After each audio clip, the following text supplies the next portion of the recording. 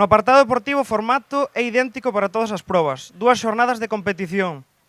Quedarán comezo o sábado 20 de xullo ás 12 da mañá, completando tres especiais cronometradas e deixando para a mañá do domingo 21 as outras dúas.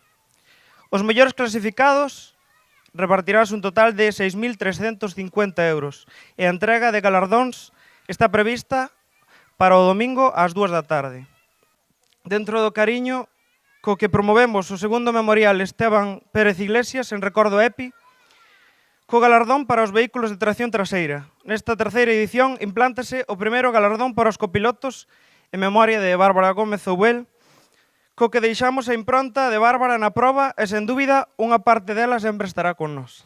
Pero que detrás de todo un evento como este sempre hai esa parte de promoción dun concello, de promoción do turismo, de promoción do deporte, que o Concello de Ribadumia nos queremos sentir e nos queremos involucrar a todo eso. Bueno, pois ese 19, 20, 21, esperamos que pois todas esas participantes que veñan a Ribadumia se vai a moita xente, pois ao mellor cerca de 2.000 personas, e iso para Ribadumia é unha proba máis de todas as que se están facendo. Nos apostamos polo deporte no seu conxunto, apostamos polo automobilismo dunha maneira pois especial, e polo tanto, pois esperamos que ese fin de semana, pois que sexa pois un fin de semana atractivo para todos os visitantes,